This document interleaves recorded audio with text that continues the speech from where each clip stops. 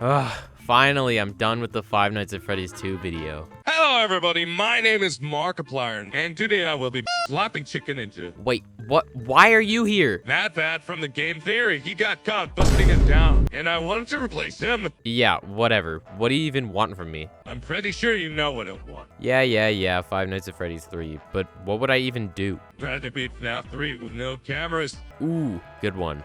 Yeah, no, DJ Stir Freddy did it. What about no fixing ventilation? Ooh, that's even better. Yeah, no, that's not gonna work. How about no fixing any of the errors? Well, yeah, that could work, but I mean, is that even possible?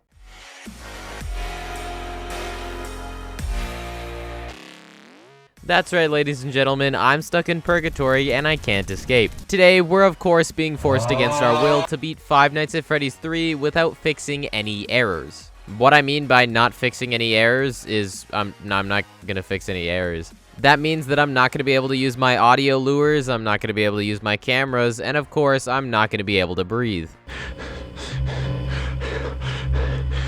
This is hands down the stupidest challenge I've ever attempted in any of these games. The rules for this challenge are very, very simple. I will never open up my maintenance panel whatsoever. If I get an audio error, video error, or ventilation error, that will stay with me for the rest of the night and it will never be fixed. Another thing I do want to add, there's a ton of strategies on YouTube to beat something like aggressive nightmare mode with no audio lures. Most of these strategies require you to do something like reset the ventilation, but regardless of that, we're not going to be using any of those strategies. They just feel too cheesy, and I don't feel like I actually did the challenge if I just cheese my way through it. If you want to see me finish the 4th game in this series, let me know in the comments below, and of course, give me some challenge ideas. Right before we get into the actual challenge, I'm of course going to do a gameplay explanation, but this time you are not allowed to skip it. I'm not joking. I can see you. You're not allowed to skip this. Here we go. Welcome to FNAF 3. This game has had the biggest changes in gameplay so far. Again, like FNAF 2, there are no doors to protect us, but this time there's also no lights. There's only one animatronic that can actually end our night, and that's Springtrap. There are 6 more animatronics, which are called phantom animatronics, but all they do is scare the player and also attract Springtrap. I'll be talking more about these animatronics when they actually become relevant. To make sure we don't die by Springtrap, there's a few things that we can do. The first thing we can do is use our audio lure to move him in the direction of whatever camera we use it on. The problem with this being he must be in one of the adjacent rooms to actually hear the audio lure and then go to that room. Another thing we can do to protect ourselves is to close vents. Every now and then, he'll hop inside of a vent, which basically acts as a shortcut on his way to kill us. And again, to stop us from dying, we're just gonna close the vent and force him back out of it. And that's pretty much it. Everything that I didn't talk about in this explanation, I'll be talking about in more detail later in the video. So, with all that said, let's get into night 1.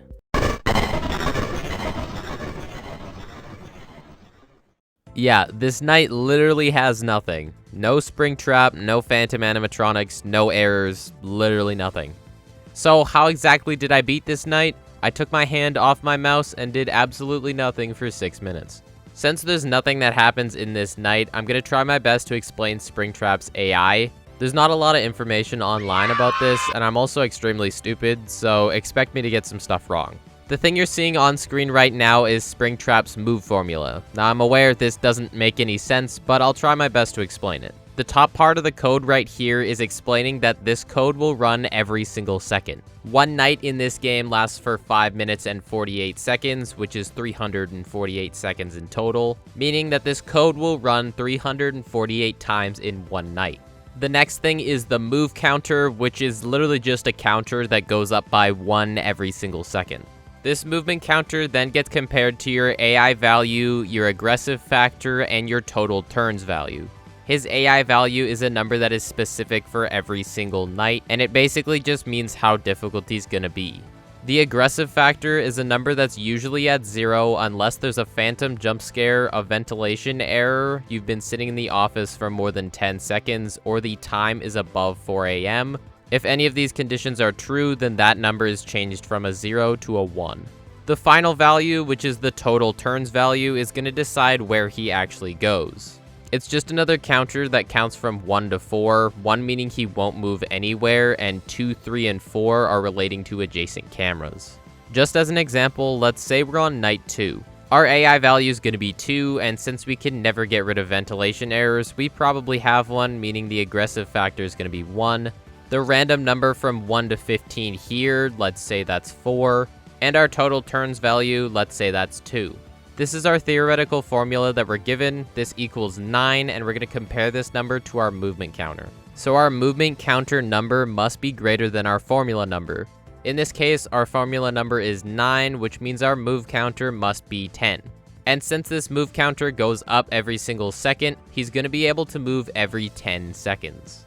Wow, that was extremely complicated, but hopefully it kind of made sense. But by now, we are done night 1, and we can actually move on to interesting stuff.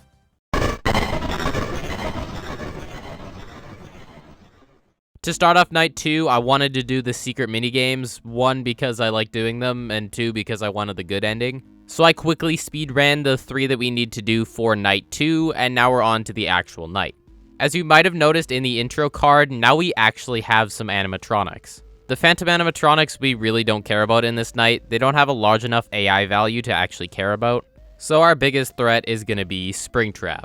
Specifically in this night, I'm going to be talking about Springtrap and the ventilation errors. The audio errors and video errors are still a big problem in this night, but trust me, they get way worse. There's 3 ways you can actually get a ventilation error. The first one is getting jump scared by a phantom animatronic. This, again, isn't really a big deal because there's not many phantom animatronics in this night anyways. The second way is you'll rarely get one when you close off a vent. Again, you close these vents to stop Springtrap from going in them, but sometimes you can get a ventilation error from it. The third way is you'll get one after a certain amount of time. Every single night, you start off with a value of 0, and every few seconds, that number will get ticked down by 1. This keeps going until you reach -10, which then you'll get a ventilation error. Since we're in night 2, this counter is going to go down by 1 every 12 seconds. Meaning if nothing else happens, we'll get a ventilation error after 120 seconds. Once we have a ventilation error, there's 3 things that we have to worry about. Problem 1 I talked about last night, and this is when his aggressive factor goes up from 0 to 1, and this just means that he's going to be more aggressive and move around more. Problem 2 is once he makes it to our office, we are dead. Normally in a regular playthrough, you can see him when he enters his kill stage, and if you do anything like flip up the maintenance panel, you're dead. But if you do nothing, he won't kill you. After a while, you will get a ventilation error, but sometimes this can give you enough time to win the night. Since we have a ventilation error constantly, we are not allowed to stall at all, we are just dead. The third and final problem is that we start to hallucinate. If we have a ventilation error and we're looking at the cameras, then we'll see multiple spring traps and we don't know which is the real one. The clip I'm about to show you is literally the perfect example of this. At the time, I had no idea that hallucinations were actually a thing, and I thought my game was just broken. Here's spring trap number 1. Huh? There's our second spring trap. What the f- What? What? What the f- Here's number 3. Excuse me, ma'am. And you guessed it, that one's number 4. What the fuck? And yeah, that clip was only 30 seconds long of a 348 second long night. So you could say that this sucks pretty bad. And yeah, that's pretty much all I wanted to talk about. The problem with these earlier nights is I have absolutely no strategy. I was still trying to figure out how to play the game with these challenge rules since it makes the game so much more different. I just tried my best to keep Springtrap as far away from me as possible and make sure he didn't get any closer. And that's it. Let's head on to night 3. Night 3 is where I started to understand how this challenge was actually going to work. One of the ways I figured this out was through Springtrap's sound effects. He's got 2 sound effects that are absolutely crucial to this run, considering that we can't use our cameras to watch him since we always have a video error. Here's our first sound effect. I feel like this sound effect's pretty obvious, but it plays whenever he enters into a vent. Like I mentioned a while ago, we have to make sure he does not come through a vent, because if he does, he's basically taking a shortcut on his way to kill us. So if I didn't have a video error and I heard this noise, then I would check the vent cameras and close off any ones I see him at. But if I do have a video error, I would just close off the vent that I think he's in and hope that that was the right one. There's also this sound effect. This one isn't the other important one, I just thought it was worth mentioning. This one plays whenever he has a successful movement in the vent, and it basically means we're dead. Anyways, here's the second sound effect, and it is definitely the most important. Obviously, in a challenge where I can't see my cameras at all and I pretty much can't use my audio lure, it's pretty important to tell when he moves. So I would wait outside of my cameras to avoid any phantom jump scares, and whenever I heard this noise, I would check any cameras he could be in to see where he moved. The other thing I learned in this challenge was how I can use my audio lure. Like I talked about in the gameplay explanation, which you were supposed to watch. If you didn't watch it, why? The audio lures use this noise. Hi. To lure Springtrap to the room that you play it in. Now, don't ask me why Springtrap is attracted to children. I don't know. Skip. But when does this game get good? I'm sorry about that. Anyways, this sounded absolutely perfect. I could just keep using my audio lure and make sure he was always in the same spot. Yeah, no. We're doing a challenge video, and the problem with this is audio errors. There's two ways to get an audio error. The first way is by getting jump scared by Phantom Mangle, but that rarely even happens in the first place, so we don't have to worry about that one. The second way to get an audio error is by overusing your audio lure. Every single night, you're given a certain amount of audio lures you can use before you get an audio error. In night 3, we're allowed 4 audio lures. Don't get me wrong, this is not a lot of usages at all, but this meant that we did have a way of keeping Springtrap where we wanted him. It was just a matter of how we strategized.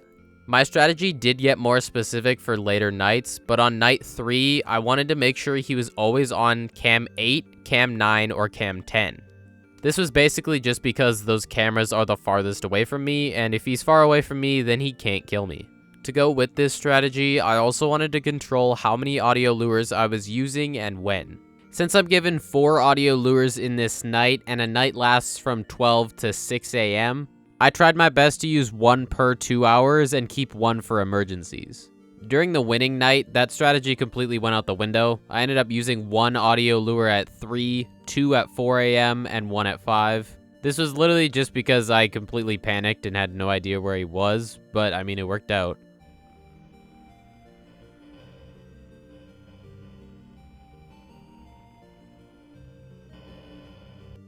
Nice.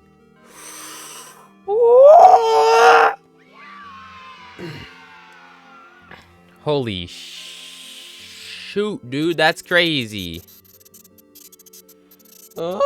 I also forgot to mention this, but I did do the minigame in the beginning, but it's just kind of boring. It's just about giving Chica's cake to 7-year-olds.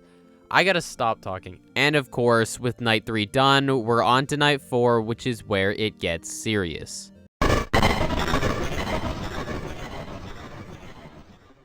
That's right, Night 4 is the Super Smash Bros. Of Phantom animatronics. Every single one is here. Now it's time to talk about them. I will be talking about every single animatronic, but the ones that aren't important to the run, I'm barely going to talk about. The first and most useless one is Phantom Chica. How Phantom Chica works, occasionally she'll appear on the arcade machine in cam 7, and if you look at that camera for too long while she's in the arcade machine, then she'll jump scare you. But I'm barely ever on this camera. Throughout my entire playthrough, I never got jump scared by her. So that's why she's pretty much just completely useless. The next animatronic, Phantom Mangle, is pretty much the exact same as Phantom Chica. Occasionally, they'll appear on cam 4, and if we're on that camera for too long, we'll get jump scared. Phantom Mangle's a bit different though, because when you're jump scared, instead of getting a ventilation error, you get an audio error. This makes Phantom Mangle way more annoying, because if we're jump scared at the beginning of the night, then we'll have an audio error for the rest of the night. But luckily, like I said, Phantom Mangle is pretty much the same as Phantom Chica. We pretty much never go on camera 4, so we don't have to worry about them. The third and final one in the virtually useless category is Phantom Foxy. Phantom Foxy will occasionally appear in your office right where the maintenance panel is, And this challenge is no errors, meaning we don't have to go over there to fix them, so he can literally be there for the entire night and I would never notice him. Although if I wasn't doing a challenge and I looked over there and raised my maintenance panel without looking at him, then I would get jump scared. Technically, our next animatronic, Phantom Freddy, is the exact same as the last 3 animatronics, but I got jump scared by him way more, so I counted him as harder. Phantom Freddy will occasionally walk across the hallway in front of you, and to avoid being jump scared, you need to be looking at the camera system or the maintenance panel until he reaches the other side. And of course, if you don't do this properly, he'll duck down and a few moments later he'll jump scare you, resulting in a ventilation error. Our second hardest Phantom animatronic is going to be Phantom Balloon Boy. Whenever you flip up the monitor, there's a chance for him to appear on any of the cameras. Much like Phantom Chica and Phantom Mangle, if you stare at him for too long, then he'll jump scare you, which results in a ventilation error. To avoid this jump scare, you can either close your camera and bring it back up, or simply just switch cameras. Luckily for us, unlike Phantom Chica and Phantom Mangle, if we have a video error, we can still see him. And that's precisely why he's not the most difficult one. He's still extremely annoying, but at least we can see him to avoid him. And obviously that leaves us with one final animatronic, Phantom Puppet. What? Really? What?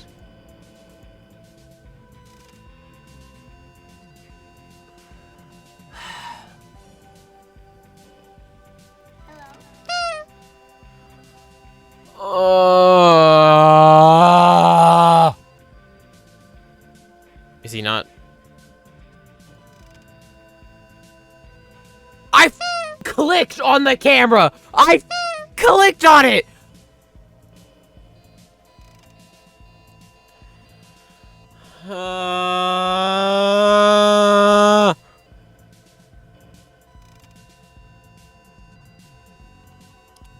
I'm just gonna hope that he went in too. Nope. Yeah, I don't like this animatronic at all. Phantom Puppet works the exact same as all the other camera Phantom animatronics. They appear on camera 8, and if you stare at them for too long, then you get a jump scare. The problem with the puppet's jump scare is not only does it last for around 17 seconds, but during this 17 seconds, your camera and maintenance panel are disabled and all animatronics are more aggressive. And to make matters worse, like you saw in the video clips, if I have a video error, then I cannot see the puppet. If I just so happen to click on that camera for only a few seconds, then I cannot do anything for 17 seconds. And keep in mind, my main strategy for this challenge was keeping him around camera 8. So how did my strategy change for this night? It didn't. I just used the same strategy of keeping him near camera 8 and also making sure I always had an emergency audio lure, and that's pretty much it.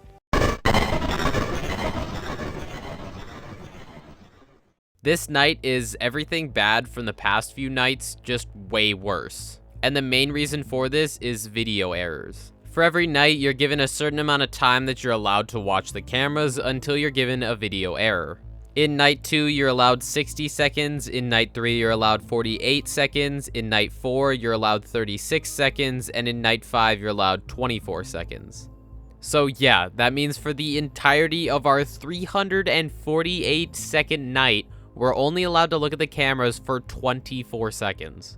And once we get a video error, that's where everything goes bad. Not only can we not see Springtrap on the main cameras or in the vents, but we also can't see Phantom Puppet, Phantom Chica, or Phantom Mangle anywhere on the cameras. The only good thing about this is that we don't have to worry about any hallucinations because we can't even see them in the first place, but that's the only good thing. So you might be wondering to yourself, just how? If I can't see him on the main cameras or the vent cameras, I have a constant ventilation error, and he's the most aggressive he's ever been, how? This is the part where we use our video error to our advantage. If we have a video error already, but we know what camera he's on, then we can just sit on that camera without having to worry about anything. And while we're on this camera, we're gonna wait for any large amounts of static. This static is always accompanied by this noise. Once we see that large amount of static and we've also heard that noise, that means he's moved from the camera that we were looking at. So we're gonna check any adjacent cameras that he could have gone into for any more static. If there's large amounts of static on an adjacent camera, then we know he's moved to that camera. This clip here works as a perfect example. I've slowed this footage down, but right now I know he's in camera 9. I see the large amount of static and instantly switch over to cam 10 where there's no static. And since there's only 2 adjacent cameras that he could have gone to, there's no static on cam 10, which means he's on cam 8. Another thing this was useful for is knowing when he entered a vent. If I knew what camera he was on and then I saw the static and later heard this sound effect, that meant he went into the vent which is connected to the camera. And there we go. I had a strategy which worked most of the time to keep track of Springtrap. And now all we had to do was attempt this night enough times to actually beat it.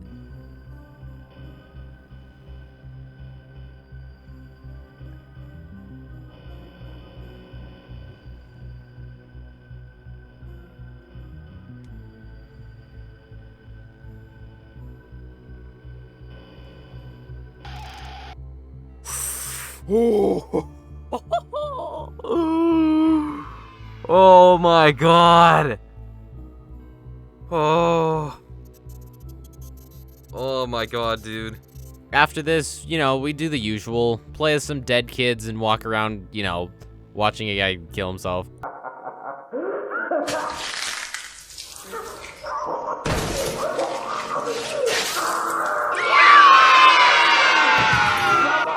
And just like that, we are at the end of this challenge. Yeah, no. You already know that Five Nights at Freddy's doesn't actually have 5 nights, so let's head on to Nightmare difficulty.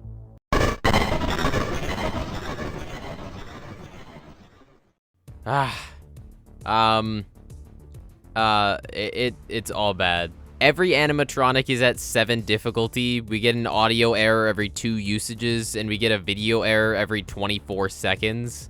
But there was one thing really, really weird in this night that I noticed. I wasn't getting ventilation errors. Like every other night, you're supposed to get a ventilation error after a certain amount of time, but for some reason, in this night, it just wasn't happening. So I looked up other people's videos, and yeah, you can't get a ventilation error in this night unless you get jump scared. So, that'd be something to be happy about. Unless we got jump scared, then it's not. And knowing this, I decided it was time for a new strategy. Phantom Foxy and Phantom Chica can only jump scare me if I look over at the maintenance panel, so I'm not going to do that. Phantom Freddy can only jump scare me if I put my camera down, so I'm also not going to do that.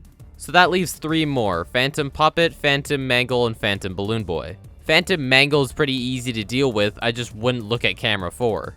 Phantom Balloon Boy doesn't have an easier solution, it's just about having a fast reaction time. And finally, that left our good pal Phantom Puppet. Considering that my main strategy was to keep Springtrap near camera 8, and Phantom Puppet spawns on camera 8, something was gonna have to change. So here comes the new strategy, the thing I like to call the double vent cam 10 strategy. The plan was to get an attempt where he spawned at camera 10. Once he spawned there, I would try my best to keep him there for as long as possible. This is because he had 2 things he could do in camera 10. He could either move to camera 9 or he could go in the cam 10 vent.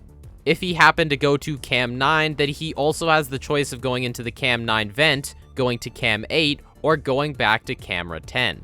So if we had him at camera 10, we would have the best odds of keeping him in a loop of going inside vents or switching between camera 9 and camera 10. If he was at camera 9 and we wait for the big static and don't see any static on cam 10, that means he's on camera 8. And if he is on camera 8, we're going to play any remaining audio lures on camera 9. This is going to force him back to camera 9 and hopefully force him back into the loop without us looking at camera 8 ever. I am aware that Springtrap and Phantom Puppet can't be on the same camera at the same time, but this strategy was just to remove any and all cam 8 usages throughout the entire night. Like always, for the hardest night in the challenge, I'm going to be showing what happened throughout the night. To start off the night, we got a absolutely perfect spawn with Springtrap spawning on camera 10.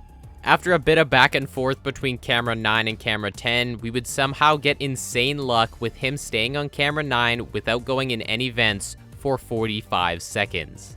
After that crazy amount of luck, he switches over to camera 10, and that's where things get even crazier.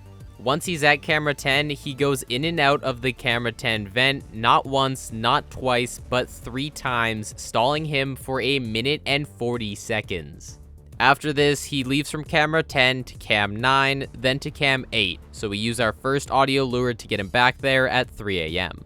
I was freaking out about how lucky I was actually getting, and somehow, without me noticing, he was already at camera 5.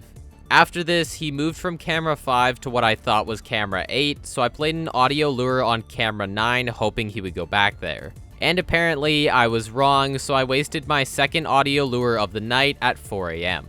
And unfortunately, his movement from camera 5 wasn't to camera 6 either, it was actually to camera 4. And after a while, he was at our office. Hello, chicken. No, man, what do you want? I just want to beat your stupid challenge. I won't let you do it. Why? Why won't you let me do it? Because it's not what Mark would want. Who gives a shit about what Markiplier wants? I just want to beat your dumbass challenge. I will let you win, but only if you do something for me. What do you mean by that? Okay, what do you want? I need Balloon Boy's OnlyFans subscription. Well, you said you needed a what? But don't tell anyone. What? No, I'm calling the police right now. Man, this, I'm out of here. Oh, okay. But seriously, towards the end of the run, I almost completely ruined everything. When he ran away, I wanted to see if he was over by my door, but I completely forgot about Phantom Foxy and Phantom Chica. So now I had a ventilation error, so if he ever appeared at my door, I was gonna instantly die. But somehow, with even more luck, only a few seconds after Chica jump scared me, we were done with this night.